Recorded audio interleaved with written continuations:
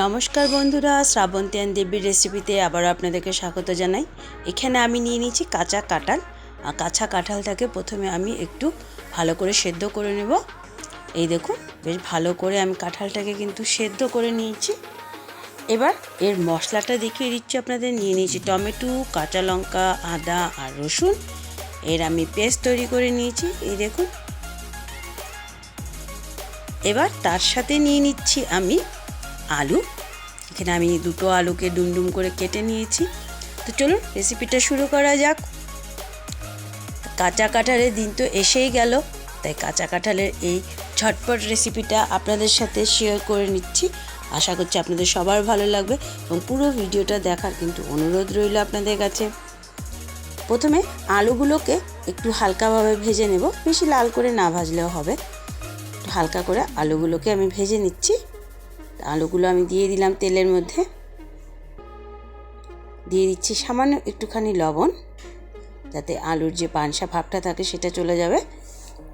সামান্য একটুখানি লবণ দিয়ে দিলাম, দিয়ে একটুখানি মিশিয়ে দিচ্ছি আলুর সাথে।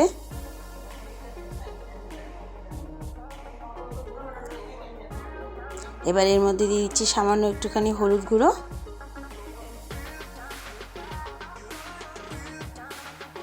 দিয়ে আলুগুলোকে বেশ একটু ভালো করে ভেজে নিচ্ছি। তো বন্ধুরা, আপনারা যারা যারা আমাদের চ্যানেলটিকে দেখছেন অবশ্যই লাইক করুন, শেয়ার করুন আপনাদের বন্ধুবান্ধবদের সাথে। সাবস্ক্রাইব করলে অবশ্যই বেল আইকনটি প্রেস করতে ভুলবেন না। তো আমার আলুটা কিন্তু বেশ হালকা একটু ভাজা হয়ে গেছে। এবার আমি এটাকে তুলে নেব। আমি বেশি লাল লাল ভাজা করিনি, বেশি লাল লাল ভাজার প্রয়োজন নেই, জাস্ট হালকা একটু ফ্রাই হলেই হয়ে যায়।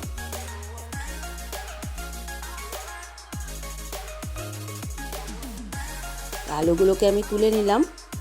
এবার একই তেলে আমি প্রথমে দিয়ে দেব ফোড়ন। ফোড়নে আমি এখানে প্রথমে দিচ্ছি তেজপাতা,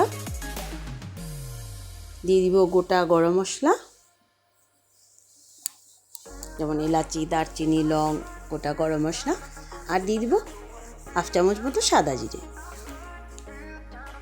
এবার এই ফোড়নের মশলাগুলো একটু লাল হয়ে এলে আমি এর মধ্যে দিয়ে দিচ্ছি দুটো বড় সাইজের পেঁয়াজকে আমি কুচি করে কেটে নিয়েছি। সেই পেঁয়াজ কুচিটা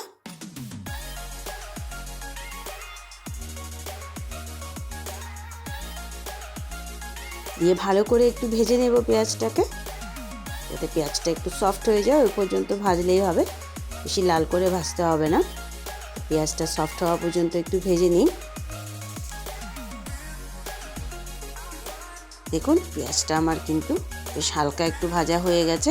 এবার আমি যে মশলা পেস্টটা তৈরি করেছিলাম সেটা এর মধ্যে দিয়ে দেব। দিয়ে আমি আবারও ভালো করে মশলাগুলোকে ভেজে নেব, যাতে মশলার কাঁচা গন্ধটা না থাকে। যেই মরশুমে যে সবজি সেটা তো খেতেই হবে। এখন কাঁচা কাঁঠালের সিজন, তো কাঁচা কাঁঠাল না খেলে কি হবে? তো অবশ্যই আপনারা বাড়িতে রেসিপিটা বানিয়ে নেবেন, খুব চটজলদি তৈরি হয়ে যাবে। এবার এর মধ্যে দিয়ে দিচ্ছি আমি গুঁড়ো মশলা, যেমন দিয়ে দিলাম 1 চামচ হলুদ গুঁড়ো, দিয়ে দিব 1 চামচ লঙ্কা গুঁড়ো। যেহেতু আমি কাঁচা লঙ্কা পেস্ট করেছি, তাই আমি ঝালটা পরিমাণটা আপনারা আপনাদের মতন করে দেবেন। দিয়ে দিচ্ছি ধনে গুঁড়ো, দিয়ে দিচ্ছি জিরে গুঁড়ো 1 চামচ। এবার এই মশলাগুলোকে খুব ভালোভাবে ভেজে নিতে হবে।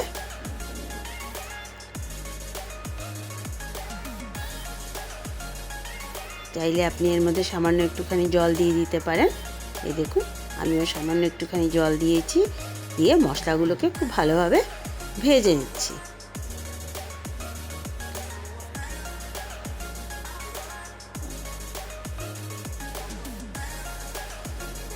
বেশ 1-2 মিনিট মতো মশলাটাকে আমি ভেজে নিলাম।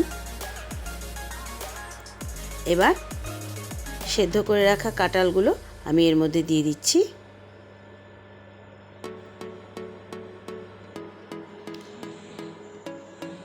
দিয়ে ভালো করে মশলার সাথে মিশিয়ে কষিয়ে নিতে হবে। কাঁঠাল রান্না করা আর ঠিক মাংস রান্না করা একই রকম, বিশেষ করে পাঁঠার মাংস। মশলার কোয়ান্টিটিটা একই রকম যায় মোটামুটি। এটাকে ভালো করে আমি কষিয়ে নিই। একটু পরে পরে নেড়েচেড়ে দিতে হবে যাতে নিচে দিয়ে লেগে না যায়।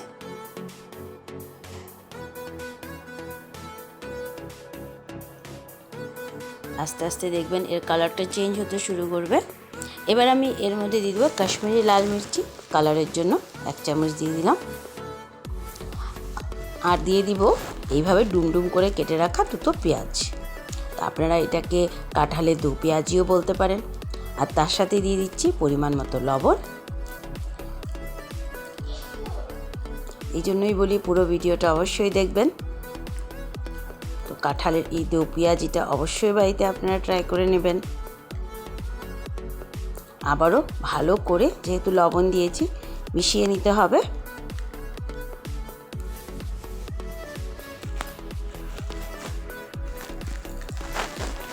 এবার ভেজে রাখা আলুগুলো এর মধ্যে দিয়ে আবারও ভালো করে মিশিয়ে নেব যাতে মশলা, আলু এবং কাঁঠাল সবগুলোর ভিতরে ভালোভাবে ঢুকে যায়।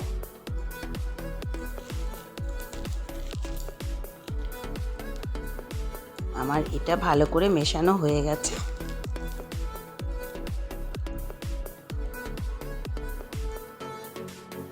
দেখুন ভালোভাবে মশলাগুলো মিশিয়ে নিয়েছি আমি। এবার এর মধ্যে দিয়ে দিচ্ছি পরিমাণ মতো জল।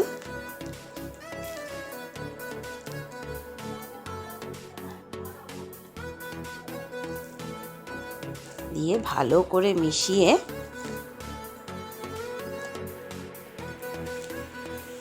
5 মিনিট মতো রান্না করলেই তৈরি হয়ে যাবে এই কাঁঠালের দু পেঁয়াজিটা। এবার আমি ঢাকা দিয়ে 3-4 মিনিট আগে ফুটিয়ে নেব ভালো করে।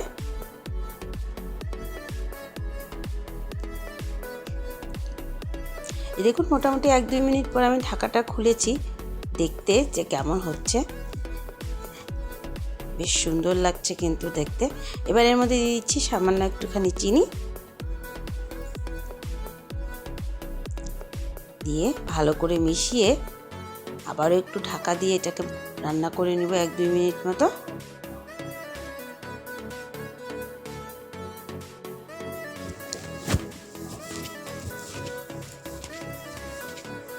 আবারও 2 মিনিট পর দেখুন ঢাকাটা খুললাম। এবার দেখে নিতে হবে কাঁঠাল এবং আলু সব ভালো মতন সেদ্ধ হয়েছে কিনা। আমার এই রেসিপিটা কিন্তু হয়ে এসছে পুরো। এই দেখুন আমার আলুও খুব সুন্দর সেদ্ধ হয়ে গেছে এবং কাঁঠালও খুব সুন্দর নরম হয়ে গেছে।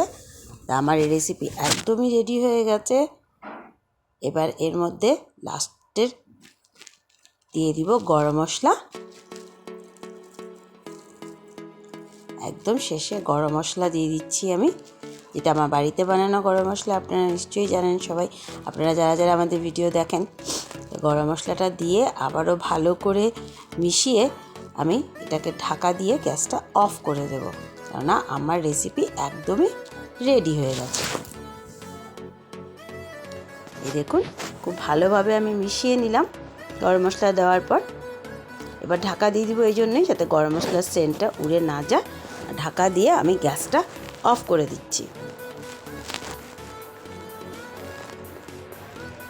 এই দেখুন আমি গ্যাস আগেই অফ করে দিয়েছিলাম। আমার রেসিপি একদম রেডি হয়ে গেছে। এবার চলুন নামিয়ে নেওয়া যাক। এই দেখুন কাঁঠালের দু পেঁয়াজি একদম রেডি। গরম গরম পরিবেশন করুন বা একটু ঠান্ডা করে, সবারই পছন্দ হবে। তো বন্ধুরা আবারও দেখা হবে নতুন একটা ভিডিওর সাথে। ততক্ষণের জন্য সবাই ভালো থাকবেন। ধন্যবাদ।